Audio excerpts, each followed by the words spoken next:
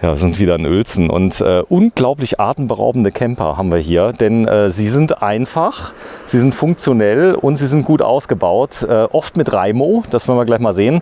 Das hier ist der Action Camper 3.0. Hallo Heiko. Hallo. Dein Alter? Mein Alter? Ja, sag ruhig. 42. 42. 42, genau. So, das heißt, du hast vor 20 Jahren angefangen mit 22? Ich habe mit 22 angefangen, 2004 haben wir gestartet mit unseren ersten Campern. Okay. Und haben den Action Camper vor 3 Jahren auf den Markt gebracht. Das heißt, Raimo Aufstelldach, Raimo Schlafsitzbank, Ausbau ist von uns. Ausbau ist von euch. So, das Ganze ist jetzt hier auf langem Radstand. Ich glaube, wir gehen mal gerade drum rum, dann sieht man den Radstand ein bisschen besser. Denn das ist zwar nur so ein bisschen, aber du hast viel mehr Möglichkeiten mit dem langen Radstand. Genau, ist 40 cm mehr. Wir haben richtig Platz drin für Leute, die Großfamilien haben. Zum Beispiel mit 2 Erwachsene, 3 Kinder. So, was deine Camper auszeichnen, ist nicht die Limitierung auf 4 Sitzplätze, sondern du kannst 8 Stück, würde es gehen? Ja, das würde gehen. So, hier ist was ganz Besonderes. Du hast nämlich eine drehbare Doppelsitzbank innen. Das habe ich auch noch nie gesehen. Und jeder Camper ist so ein bisschen anders. Der hat zum Beispiel jetzt keine Heckscheibe, die man aufstellen kann. Genau. Der hat jetzt eine Heckscheibe mit Heckwischer, original, mit Heckscheibenheizung, was man natürlich auch rausnehmen könnte und auch ein Aufstellfenster nachrüsten. So, und da gab es jetzt einen Kunden, da gibt es eine Story hier zu dem Aufkleber, der Ransporter. Der wollte nämlich wissen, ob man das abmachen kann. Richtig, genau. Es geht. Es geht ab. Ein Kunde hatte gedacht, es geht nicht ab, weil er das Schild gerne abhaben würde. Und dann habe ich ihm das gezeigt, dass es abgeht, dass es wirklich nur aufgeklebt ist. Dass man das alles wegpolieren kann und wir haben es einfach stehen lassen, weil es ein Ransporter jetzt ist. Der Ransporter. Das heißt aber, wenn der Kunde es gerne hätte, kann er entweder das T noch kriegen oder kriegt es ab. Richtig, genau. Ich habe das T aufgehoben, ne? Aber wir können es auch komplett abmachen. Sehr schön. Ja, der steht jetzt auch auf ganz normalen Stahlfelgen. Genau. Auch das ist ja Kundenwunsch. Da kann der Kunde später auch eine andere Felge drauf machen? Kann er natürlich auch eine andere Felge drauf machen. Das ist die Standardbereifung von VW. Wenn ihr den Innenausbau jetzt durchführt, das heißt, ihr schneidet das Dach auf, macht das alles drauf, ist das anschließend ein anderes Fahrzeug von der Zulassung her oder ist das immer noch der gleiche, wie er kam mit dem Brief? Nein, wird umgetragen als Wohnmobil. Als Wohnmobil? Als Wohnmobil. Mit allen Eintragungen, sprich Aufstelldach, Schlafsitzbank, Sitzplätze. Okay. Ist das bei euch Serie oder ist das jeweils eine Einzelabnahme? Nein, ist Serie bei uns. Ist Serie. Ja. Okay, das heißt, das wird eingetragen. Was hat das für einen Vorteil als Wohnmobil als Beispiel? Zum Beispiel, dass er Steuern günstiger ist, Versicherung günstiger ist, ne, und läuft nicht mehr als Transporter. Sehr schön. So, das heißt, ich habe einen PKW quasi, ein Spezialfahrzeug Wohnmobil, sowas Ähnliches, oder? Ja, genau. Ist als PKW ausgeschildert. PKW ist ja Personenbefördern und wir haben hier als Wohnmobil noch das Highlight, die Vergünstigung. So, ich muss jetzt mal blöd fragen, wenn das der lange Radstand ist, dann ist das ja auch das lange Aufstelldach, oder? Ja, genau. Das Aufstelldach ist natürlich auch 40 cm länger als wie beim kurzen Radstand. Ich bin echt vollkommen gespannt. Also hier, das ist aber Wahl des Kunden. Also hier hast du jetzt das Halogenlicht bestellt. Das heißt, das ist jetzt die etwas einfachere Variante. Aber er hat trotzdem 150 PS DSG. Die Maschine läuft super. Ist auch dein persönlicher Tipp, nicht der, ich sag mal so, der 204 PS? Nee. Nein. Bleibt bei 150 PS. Da kann euch nichts passieren. Genau, ich habe auch einen 150er und alle haben mir davon abgeraten, weil sie sagen, der 150er läuft und läuft und läuft. Ja. Gar kein Problem, oder? Ja, kein Problem. So, jetzt sind wir hier drin und der Innenraum, Heiko, der ist so viel größer. Es sind ja nur 40 cm. Genau, das ist der Schrank. Oben, das sind die 40 cm, die wir mehr haben. Ja, es sind ja nur 40 cm. Wenn du das aber jetzt mal umrechnest auf die Gesamtfahrzeuglänge in Prozent, dann sind ja fast 10% mehr. Ja, zwischen 8, ja, ungefähr 8%. Weil ich mehr Zuladung habe an Klamotten. Oder Platz, einfach nur Platz. Oder Platz, ja. Genau, richtig. Warte, ich zeig das mal gerade. Ich gehe mal rein. Ich setze mich mal jetzt mal auf die Doppelsitzbank. Genau. Wenn du mal gerade so lieb bist, dort hinten den Platz nimmst. Da hinten Platz. Dass man auch mal sieht, du bist 2 Meter groß fast, 1,90 Meter. Ja, genau. Das ist aber hier Standardmaß im Norden. Das heißt also, ich sag mal, die nordischen, ich habe es letztes Mal gefilmt, kurz vor Flensburg, da sind die Leute groß, oder? Viele. Da sind die größer wie 1,90? Ja, aber ich hatte schon, ich sag mal so, viele fragen mich immer wieder, schreiben mich an. Ja. Was kannst du empfehlen? Ich bin groß. So, okay. Und dann habe ich gesagt, holt ein Aufstelldach. Aber das hier kann wahrscheinlich noch ein bisschen mehr. Genau. Das Aufstelldach hat eine Komplettlänge von 2 Meter. Ja. Und wir haben sogar hinten noch bis zum Zeltbalk noch mal ca. 15 cm noch mehr. Also wir haben eine Bettlänge von 2,15 Meter. 2,15 Meter. Das heißt also 3 kleine Kinder könnten auch quer schlafen zum Beispiel. Quer schlafen, Ja. 2 Erwachsene können oben schlafen. Ausfallschutz, ist das möglich? Haushaltsschutz ist auch möglich, kann man installieren. Hier haben wir jetzt die Version mit Holzbrettbett, Ja. ne? Auflage oben drauf, auch runterklappbar, auch aufstellen, ohne Kettenantrieb, irgendwas. Es ist einfach Gasfeder aufgestellt. So, Gasfeder, ich ziehe das dann einfach runter, mache das fertig. Wir haben eben einen gezeigt, das Action Camper 1.0. 1.0, Ich genau. gewöhne mich langsam an deine Terminologie, die da ist, 1.0. Und der hatte ein elektrisches Dach. Gibt es das hier, das lange auch elektrisch? Kann man auch elektrisch. Gibt es auch elektrisch. Ja. So, das unbedingt anschauen ist mit Kettenantrieb eine absolute Revolution. Habe ich noch nie gesehen, sowas. Ja, es ist komplett hydraulikfrei. Es ist wirklich ein Kettenantrieb, was in einer Kassette verschwindet. Toll. So, jetzt kenne ich ja schon ein paar Sachen. Ja. Ihr seid immer gasfrei? Wir sind immer gasfrei. Unsere Ausbauten laufen alle mit dem Wallers Dieselkoch-Ceranfeld. Dieselkoch-Ceranfeld, das ist auch eine Revolution, wie ich sie noch nie gesehen habe. Ich habe es ja eben schon gesehen. Du kannst damit kochen und heizen in einem. Ja, genau. Na, warte mal. Sensationell. Und ich zeige euch mal gerade, wo ich gerade saß.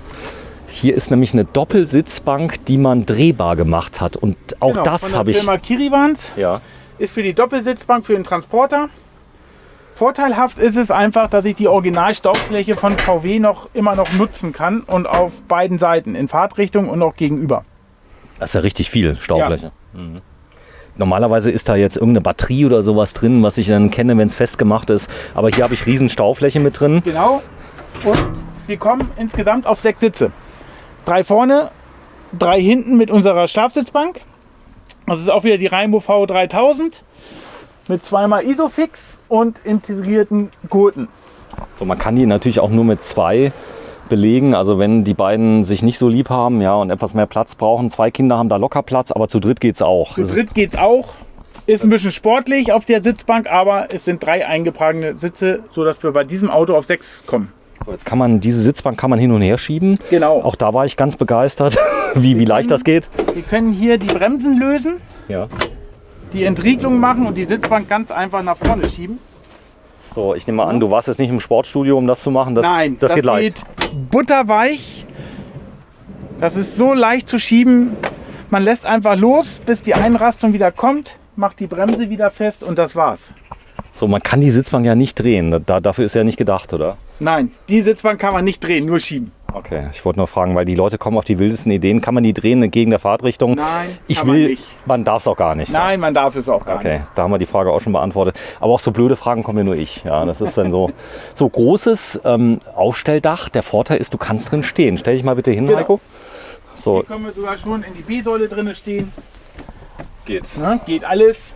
Und wenn man das runterklappt, habe ich auch einen größeren Einstieg vorne. So, hier vorne sieht man das Schlafdach. Mensch, ist das lang. Jetzt verstehe ich auch, was du meintest mit etwas mehr Platz. Aber ich sag mal, der Hauptnutzen tagsüber, du drückst das einfach hoch. Das Bettzeug kann ja Ich drück tagsüber. das einfach hoch. Ja. Das geht ganz automatisch hoch. Bettzeug kann ich oben drinnen lassen, wenn Ja. ich das unten frei. So, später, wenn ich es zumache, mache ich das Bettzeug raus. Oder? Ja, dann will ich es rausnehmen. Das ist so, man sieht es ja anschließend. So, jetzt ist ja, wir drehen jetzt Ende April. Der April war kalt, aber es wird jetzt wärmer und jetzt staut sich schon ein bisschen die Wärme und da kannst du schnell Abhilfe schaffen, gell? Genau, Sag richtig. mal. Können hier natürlich auch noch die Seiten öffnen. Oh ja, man merkt direkt, die Luft kommt rein. Richtig. So, dann oben ist hier eine Zwangsentlüftung, Zwangsentlüftung auch drin. ein Auch wie bei Fenster. dem anderen Dach.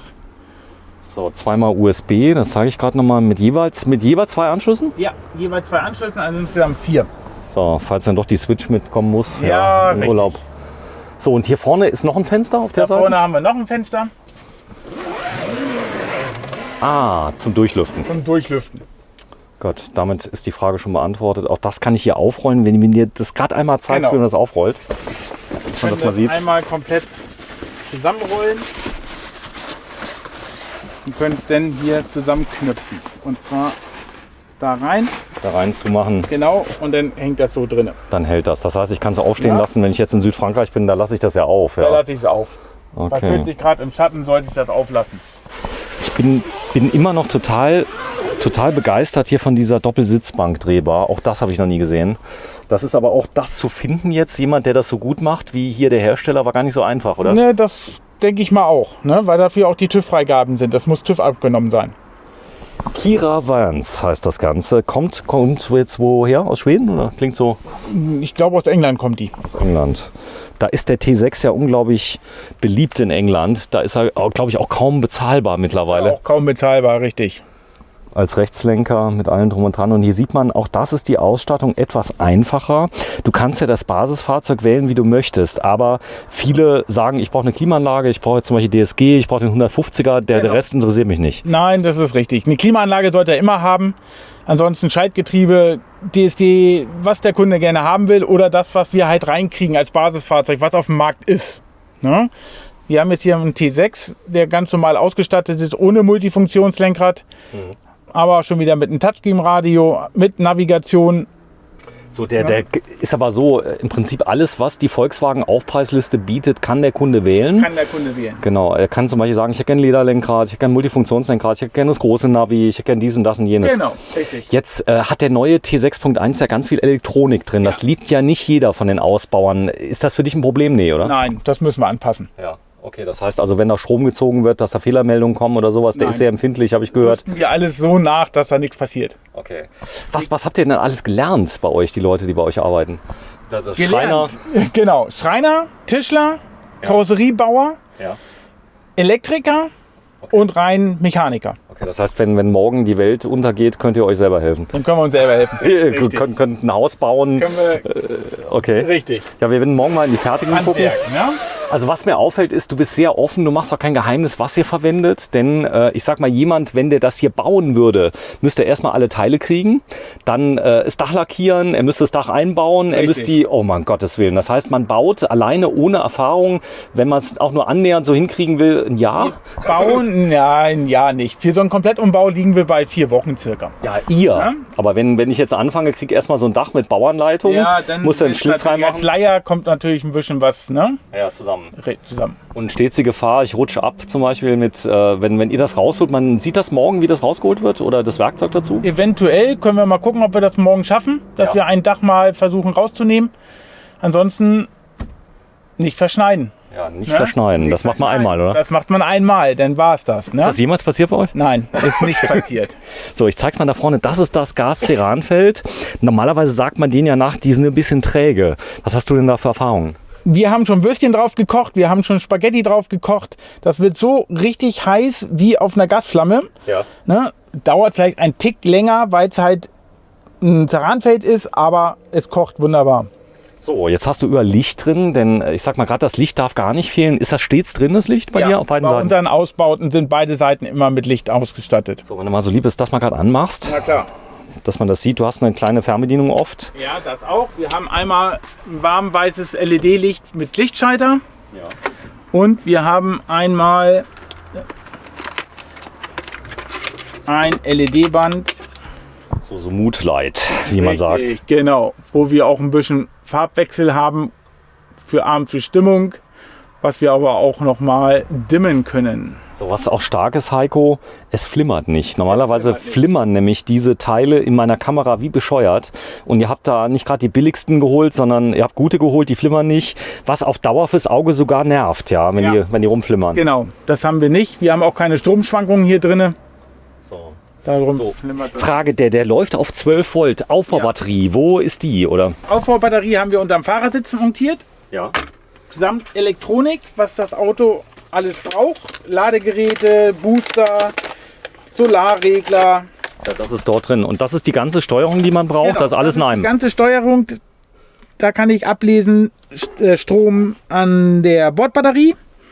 Und ich kann einmal ablesen, sogar den Strom an der Starterbatterie. Aber hauptsächlich brauche ich die Bordbatterie und das ist jetzt wichtig. Und wir haben jetzt gerade hier einen Ladestrom über die Solaranlage von 13,4 Volt. Okay. So, das bedeutet, ich kann ablesen, auch wie lange die hält, die Batterie, oder ist das abzuschätzen aufgrund der Spannung dann? Ja, das muss man abschätzen, wie viel man verbraucht. Aber das sieht man halt, wenn der Strom runtergeht unter 12 Volt, dann habe ich zu viel raus. Feierabend. Irgendwann. Genau. So, jetzt ist ja so, wenn ich jetzt in Urlaub fahre, Solar drauf habe, kriege ich die leer, die Batterie, unter normalen Bedingungen? Das heißt, die Sonne unter scheint? normalen Bedingungen kriegt man sie nicht leer. Okay. Okay, also Ja? ist auch ein Auch Vorteil. wenn der Kühlschrank mitläuft oder auch das Terranfeld und all sowas, das kriegt man nicht leer. Das hält. Ist eine 95er Ampere AGM-Batterie verbaut, die hält. So, man kann ja auf Wunsch die auch tauschen gegen zum Beispiel eine Lithium mit eingebautem BMS, wenn man das Genau, will. kann man Unbedingt. auch. Ja, aber du sagst eine AGM, das hält für die meisten. AGM halt ewig. Ewig. Das ist auch preisgünstiger wie eine Lithium-Batterie oder Gel-Batterie. Also was mir die Leute auch gesagt haben, wenn du Solarzellen auf dem Dach hast, das kommt der Batterie auch sehr gut, weil die dann stets immer wieder vollgeladen wird. Genau, das ist so der... Die werden nicht tief entladen, die werden nicht tief entladen und sie sind relativ günstig. Geht sie denn jemals kaputt? Ich glaube, es ist eine AGM, die kostet rund... Die haben sie noch nicht ausgetauscht. Echt nicht? Ne? Nein. Okay. Selbst bei unseren eigenen Campern nicht. Also sie halten und halten. 10 Jahre sollten die auf alle Fälle durchhalten. Krass, du bist vollkommen konträr zu dem, was wir die Leute immer sagen. Die sagen immer so nach 2, 3 Jahren, klar, da haben die mehrfach Tiefen entladen wahrscheinlich. Ja, das genau. kann passieren. Wenn die Kühltruhen anhaben und all sowas ohne Zuladung und die sind einmal tief entladen, dann ist die kaputt. So, jetzt hast du ja hier die Steuerung für das Kochfeld/Heizung. Genau. Du hast aber noch was ganz Besonderes. Du machst das Ding an, das heizt denn, wenn du hier zumachst, da ist ein Lüfter drin und der bläst dann die warme Luft raus. Der bläst die warme Luft raus und zwar hier vorne, aus dem Schlitz. So, und das ist auch gar nicht so laut. Der Vorteil ist aber, du hast noch eine Fußbodenheizung mit drin. Genau. Jetzt kann man ja sagen, das ist ja Luxus, brauche ich nicht. Aber die Leute haben danach gefragt, viele. Genau, wir haben es mit auf den Markt gebracht und im Moment wollen sie alle mit dieser Fußbodenheizung haben, Ja. ne, weil die auch autark funktioniert, über 12 Volt. Ich mache sie einfach an und die läuft automatisch über das Bedienfeld. Wir haben jetzt hier schon im Fußboden 26 Grad drin, ohne dass die gelaufen ist, weil wir hier Fühler drin haben. Das heißt, sie steht alleine ab und an. Und Das ist so. in dem Bereich, wo wir hier vorne sitzen. So, das ist aber jetzt nicht so, dass da jetzt 500 Watt rauslaufen. Das sind meistens nur 20, 30 Watt. Richtig, genau, ne? Okay. Das sieht man ja, wir hatten 13,4 Volt, jetzt haben wir schon bei 12,9. Die zieht natürlich am Anfang ein bisschen Strom, nimmt aber auch ab, wenn sie umso wärmer sie wird. Okay, irgendwann ist mal Aber warm. durch die Solaranlage haben wir halt immer noch Strom als Ladung dazu. So, wir kommen auf die Schienen. Ihr habt die nicht verschraubt, ihr habt die jetzt verklebt. Genau, richtig. Raimo hat ein Klebeverfahren entwickelt. Durch das Klebeverfahren brauchen wir sie nicht mehr durch die Bodengruppe zu schrauben. Und wir haben beim langen Radstand 6 Fahrpositionen aufzuweisen. 6. Beim kurzen 5, beim langen 6. So, jetzt stelle ich mal eine Frage, bevor wir die Bank mal ausprobieren, ja, also die zur Schlafcouch machen. Jetzt fahre ich den großen, ich sag mal, Gartenschnitt weg, in großen Töpfen. Ja. Wie weit kriege ich die Bank denn hier nach vorne, wenn ich es jetzt drauf ankommen lasse? Da bin ich mal sehr gespannt. Denn wir haben den langen Radstand, das wäre für mich okay. Das ist die absolute Endposition. Endposition. Vorne. Und jetzt mal, wenn du mal so lieb bist, wir gehen mal nach hinten Wir und gehen gucken mal mal rein. hinten. Das hat dann mal reinschauen. Weil viele wollen ja das Auto auch noch im Alltag benutzen, um zum Beispiel mal, was weiß ich, Fahrräder zu transportieren, teure E-Bikes hier drin. Richtig. Würde ja gehen. Krass viel Platz. Das heißt, du würdest die Bikes sogar ganz normal noch hier reinkriegen. Richtig. Ich könnte hier Fahrräder bis zur Sitzbank reinnehmen. Ich kann sogar das Heckboard noch aushängen, den habe ich sogar noch ein Stückchen mehr Platz. Aber die Fahrräder würde ich hinten reinkriegen beim langen Radstand. So, und die Sitzbank selber, als die rauskam, die ist wahrscheinlich noch nicht so alt, wie ihr ausbaut, oder? Doch, die ist schon ein bisschen älter. Das ist jetzt das neue Modell, die V3000. Raimo hatte vorher die 333-Bank. So, und die ist gut. Ich sehe das nämlich alles Stahl. Ihr habt dort Gasdruckdämpfer mit drin, Genau. ausgekügelt. Wurde die jemals verändert, seitdem du die hast? Oder? Nein, Nee. die V3000 ist immer so geblieben. Die machen die und dann machen läuft die. Und die können wir so bestellen. Die können wir mit Schublade bestellen, ohne Schublade. Wir bestellen sie immer mit Schublade, damit wir noch die Staufächer haben. So, der Boden ist wahrscheinlich echt Parkett? Nee. Nein, das ist unser PVC-Boden, der zu dem Action-Camp-Ausbauten gehört. Den bauen wir zwischen den Schienen ein. So, wenn der Kunde sagt, ich will den unbedingt grau haben, wäre das möglich? Das wäre möglich, gar kein Möglich, Problem. Okay. Farben können wir wählen, genauso wie Möbelfarben. Das ist unser Olmeholz, das ist unsere Hauptfarbe von unserem Action Camp, was wir natürlich in jeder Farbe anbieten können. So, das Coole ist, du hast jetzt helles Holz verwendet, schwer im Trend im Moment bei den Ja. großen Teilintegrierten. Das hast du aber schon länger, das helle. Damit haben wir angefangen. Das war ist unsere wahrscheinlich Hauptfarbe. haben es die Leute bei dir abgeguckt. So, kommen wir mal auf das Thema Verdunklung. Ganz wichtiges Thema. Ich habe es gesehen, hinten und an der Seite dort, ich sag mal, ist es relativ einfach, wenn du das mal zumachst, bitte? Genau. Wir haben unsere blickdichten Gardinen mit an Bord. Einfach schließen. Einfach schließen. Die können Sie in der Mitte sogar noch zusammenknüpfen, damit wir in der Mitte auch noch Vollkommen blickdicht haben. Vollkommen blickdicht haben, oben und unten. So, das ist okay. So Seiten auch. Seiten auch. Das Fenster hier ist ja nicht zu öffnen. Kommt das Auto mit dem Fenster oder schneiden Sie das auch aus? Schneiden wir aus. Also das war jetzt ein Kombi hier. Da sind die Fenster schon drin gewesen. Da haben wir nur vorne links ein Fenster rausgenommen. Da haben wir ein Schiebefenster reingebaut. Warte, ich zeig das mal. Na? Das ist das Schiebefenster. Genau. Das heißt, das Fenster hier, das ist nur eine Blende oder was? Das Hier war auf der rechten eine Seite. starre Scheibe. Hier haben wir das Original VW-Fenster eingebaut. Das kennt man ja. Das kannst du aufstellen, auch während der Fahrt, wenn man Genau. mal Zugluft haben. Aber hier die Scheibe, die müsste gar nicht sein, aber die sieht halt viel, viel besser aus, oder? Genau, die waren drinne. Die haben wir nur getönt, dass man da nicht durchgucken kann. Dass man nicht durchgucken kann. So, dann die Aufkleber hier unten. Das ist, glaube ich, auch wichtig, weil ich glaube, ohne Aufkleber sieht er nicht so schön aus. Auch die Farbe der Aufkleber ist wählbar. Farbe ist wählbar. Wir haben sie jetzt hier in matt weiß gelassen, weil das Auto schwarz ist. Okay. Richtig. Gut, da macht ein schwarzer Aufkleber keinen Sinn. Die Aber Aufkleber lasse ich aber machen und raufkleben. so, wenn jetzt einer sagt, ich hätte den gern unten foliert, so habe ich es gemacht, weil so im rauen Campingbetrieb, ich schwenke mal gerade hier nach rechts, Schwenk mal rüber. das sieht nicht nur schick aus, sondern hat wirklich eine tolle Bewandtnis, es schützt den Lack. Richtig, schützt den Lack und wir haben farblichen Wechsel drin. Ne? Was, wo er denn gleich aussieht, als wäre er mal eben 20.000 Euro teurer. Weil wenn man sich auskennt, die Zweifarblackierung, das bietet ihr direkt hier an. Das heißt, da kommt ihr mal vorbei und foliert das? Genau. Da holen wir einen Subunternehmer, der uns hier die Autos dann foliert nach Kundenwünsche. Das heißt, auch da kann der Kunde frei wählen. Er kann zum Beispiel die beliebte Farbe Rot nehmen. Die kann ich gerade mal zeigen, hier auf der rechten Seite. Der kostet übrigens 53.399. Ist das jetzt auch ein Jahr alte oder ist der neu? Nein, das ist ein Baujahr 19. Baujahr 19, Genau. wie er hier steht. Mit Schaltgetriebe habe ich schon erfahren. Getriebe, So, den werden wir uns auf jeden Fall gleich auch mal angucken. Aber da ist das Rote ist nur foliert, oder? das ist nur foliert. Schön. So, auch da könnte man jetzt matt wählen und so weiter. Es ist so einfach, weißt du, wenn die Leute nur wollen, die können dann quasi sich ihren Camper zusammenbauen. Basisfahrzeug T6 bzw. T6.1, da braucht man nicht so viel zu erwähnen. Das ist noch deutsche Wertarbeit, oder? Das ist noch deutsche Wertarbeit, ja. Also ich habe jemals... zwar prompt habe ich mir in der Waschstraße, man sollte dringend empfehlen, in der Waschstraße die Spiegel einzuklappen, Ja. weil die sind zu breit. Die sind zu breit. Ganz einfach hochklappen. So, die gibt es auch elektrisch. Gibt es auch elektrisch, wie bei den T6.1. Der hat es hier nicht elektrisch, da muss ich es manuell machen. So, also auch hier, das wäre also kein Problem. Das heißt, ich könnte dann sagen, ich hätte das gern unten foliert zum Beispiel, falls die Kids da irgendwie dran schrubbeln im Urlaub und so weiter. Außerdem sieht es ja auch schick aus. So, Alles machbar. kommen wir mal auf die Bank, bevor wir jetzt gleich mal nochmal den Schlafbereich, habe ich ja gezeigt. Umbau zum Bett. Umbau zum Bett. Bitte schön, Heiko. So, dann schieben wir die ganze Bank wieder zurück.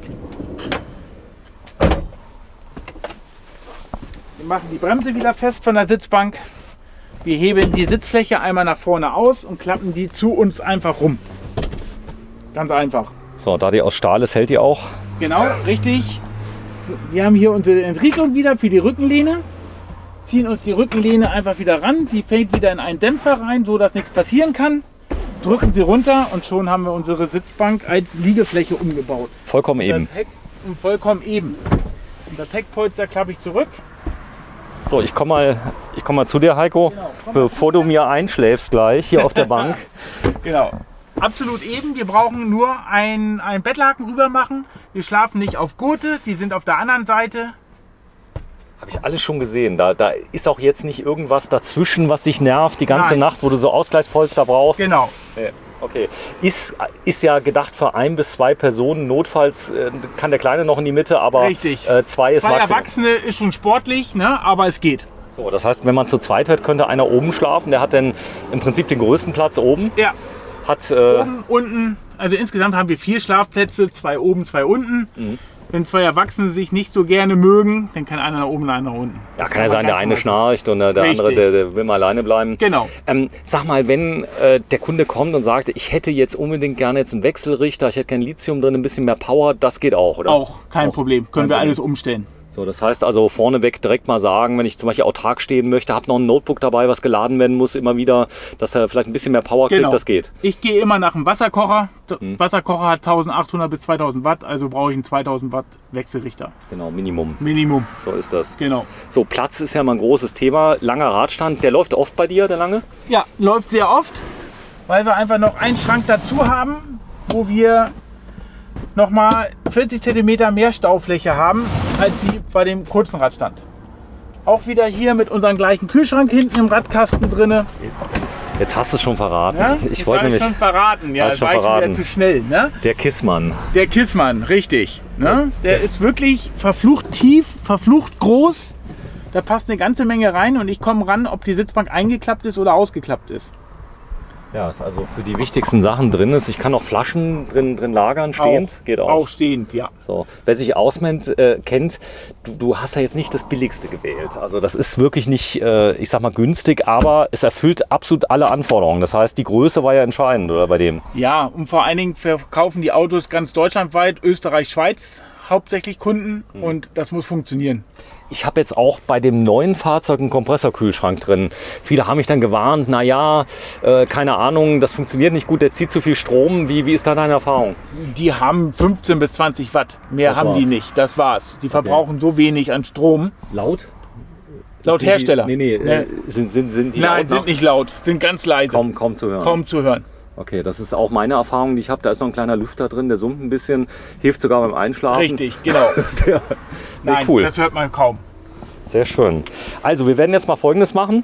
Du wirst mir mal bitte zeigen, ich habe es eben schon gesehen, wo der Tisch ist. Auch da habt ihr eine ganz geniale Lösung. Genau.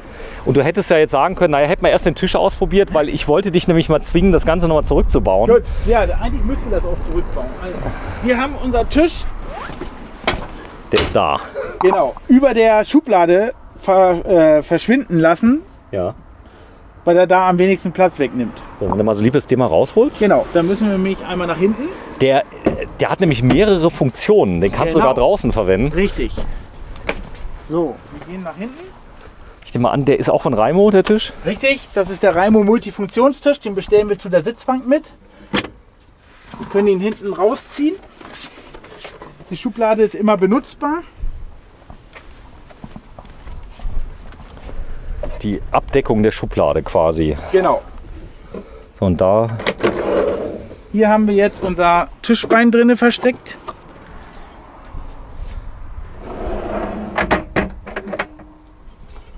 Wir haben hier einmal ein Gewinde drinne. Das ist ganz einfach. Wir setzen das Ganze auf diese Grundplatte auf. Ziehen das Ganze einmal fest.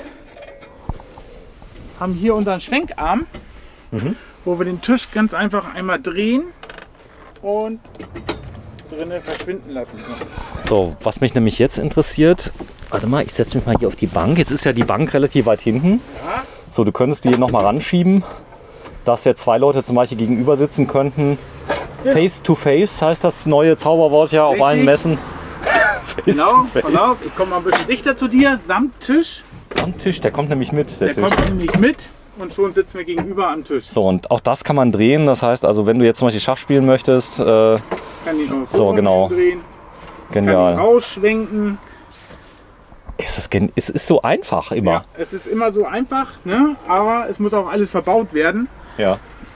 So, das Ganze ist aus Edelstahl, das heißt auch entsprechend belastbar. Genau. Hält, es rostet nicht. Es rostet nicht. Und wir können noch ein bisschen zaubern. Wir können den ganzen Tisch auch einmal losschrauben von Ja. der Grundplatte.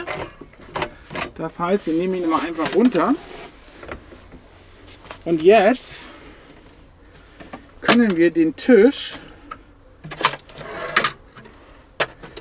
als Multifunktionstisch verwenden. Das heißt, ich kann ihn mit rausnehmen ins Vorzelt Ja, oder ich kann ihn sogar hier drinnen als auf 4 Spiel. Beinen stellen. Ja.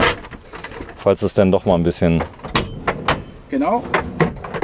kochen, schneiden, egal was. Multifunktionstisch für drin und draußen. Ja, ich habe gesehen, die Qualität, es ist ein Multiplex-Material, das kriegst du nicht kaputt, es arbeitet kaum, Genau. Und ist leicht. ist leicht. Pappel, oder was ist das? Bitte? Pappelsperrholz. Pappelsperrholz. Genau. Ja, Okay, sehr leicht. sehr leicht. Ne? Und robust, HPL beschichtet. Dadurch können wir es auch in verschiedenen Farben anbieten. Also was mir auffällt, ihr habt immer ganz viele Steckdosen. Also Genau. das ist, gut, hier sind jetzt nur 3. Für uns ist immer wichtig, dass 12 Volt USB für eine zusätzliche Kühlbox hier vorne. USB, Handyladung ist ganz wichtig heutzutage, Smartphones, Tablets. Und nochmal 230 Volt, wenn wir Festnetzstrom dran haben.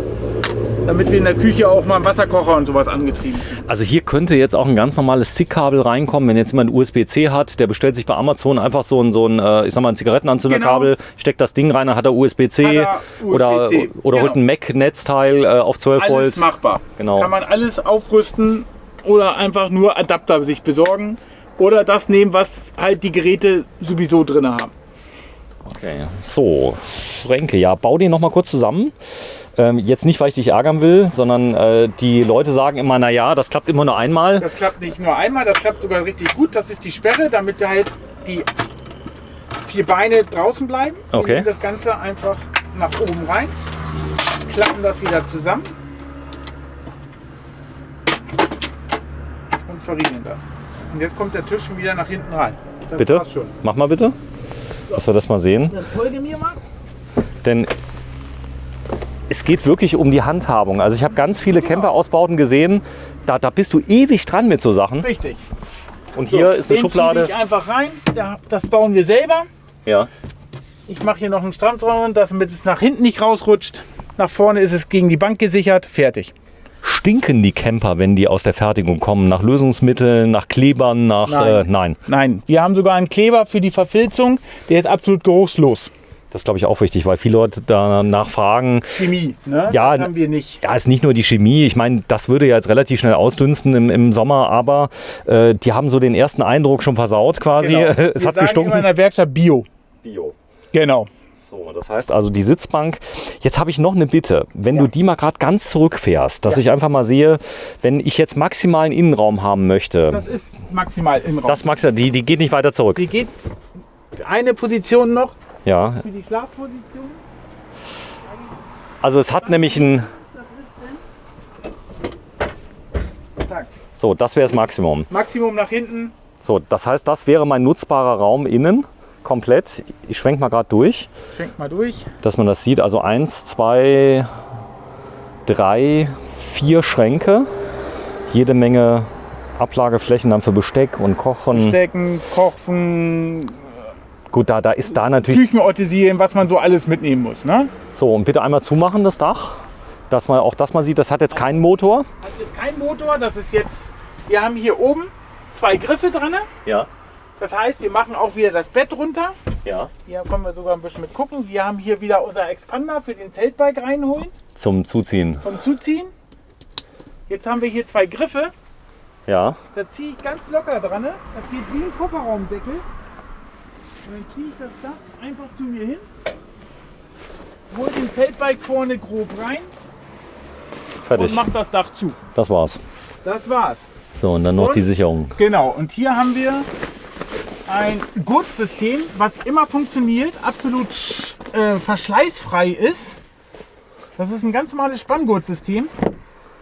Einfach hinten durchgefädelt, einmal nach vorne, runtergezogen, fest. So, das Ganze Das zweimal. Ganze zweimal, rechts und links. Ich kann das Auto genauso nutzen wie vorher auch. Ich kann das genauso schnell fahren, das Dach bleibt immer zu. Und ich habe keinen Verschleiß, der irgendwelche Verschlüsse hat. So, gibt es hier oben drauf entsprechende Abdeckung noch oder auf Wunsch? Auf Wunsch gibt es hier sogar noch eine Einstiegsverkleidung noch drin. Das heißt, wenn ich das Ganze hier oben so drin verstaue, Ja. dann gibt es hier noch eine Einstiegsverkleidung. Auf Wunsch. Wird aber, ja, auf Selten Wunsch, verlangt. Wird aber selten verlangt, weil ich muss es halt immer wieder rausnehmen, wenn ich das Dach aufmachen muss und das ist sehr nervig. Ah, ich dachte jetzt nur im Winter oder so, wenn einer mal ganz lange nicht Wenn fährt oder mal so. einer ganz lange Also das nicht gibt's. fährt, das gibt's. Gibt's auf Wunsch. So, die Möbel, also das werden wir uns morgen einmal anschauen. Wir gehen morgen mal in die ich wollte Werkstatt. nur kurz zeigen, das Zeig. Aufmachen, das ist auch am besten. Ja. Das geht ganz einfach die Gurte nur raus und Ja. dann wie so ein Kofferraumdeckel. Ich schub das ganz einfach nach oben. Es geht automatisch nach oben und das war's. Das Gasdruck. Dach ist wieder da oben. Okay, das ist optimal austariert dann, Genau. die Dämpfer auf das Gewicht. Solar ist drauf. Ich zeige das mal gerade. Genau. Solar ist hier auch drauf. Da oben, ganz flach. Das ist aber schon Hightech, was es heute alles gibt. Das heißt, das Genau. baut gar nicht mehr auf, das wiegt nicht mehr viel. Ist genauso hoch wie das Aufstelldach. Das passt hier genau hier rein. Trägt nicht mehr auf und hat 150 Watt Leistung. 150 Watt. 150 Watt, ja. Das heißt, im normalen Regelbetrieb, auch während der Fahrt, lädt das wahrscheinlich dann auch noch mit zusätzlich Nein, zum das Booster. schaltet während der Schaltet Fahrt ab, weil der Booster dann eingreift. Da sind lernfähige Steuergeräte drin. Das merkt es selber, welche Ladung ist. Gut. So, Anhängerkupplung, da kommen die Fahrräder drauf, das hast du mir schon erzählt. Genau. Deswegen steht es mit Anhängerkupplung. Macht aber auch so Sinn, wer so ein Fahrzeug kauft, auch für den Wiederverkauf, so eine Anhängerkupplung. Anhänger, allgemein Anhängerbetrieb oder Wohnwagen. Wir haben sogar noch Kunden, die haben einen Wohnwagen auch noch mit. So, da steht er. Das ist der 3.0 Action Camper von der Car-Klinik. Schäfer, ja. Und du bist der Heiko Schäfer. Und das Ganze ist hier in Uelzen. Und ich war noch nie in meinem Leben in Uelzen, aber jetzt bin ich mal da. Nee, das liegt aber daran, dass wir aus dem Saarland... So schöne Orte, um alles anzusehen. Das ist... Jetzt ist ja 2021, die Deutschen kommen jetzt überall hin, 21. Die werden wahrscheinlich auch nach Uelzen kommen. Wenn die freigelassen werden, ist, glaube ich, hier die Hölle los. Wenn es wieder geht, also im Moment, ist bei euch auch Stufe Rot im Moment? Oder? Ist Stufe Rot, genau. Rot, das heißt also Fahrverbot, alles für Camper. Alle Campingplätze sind dicht.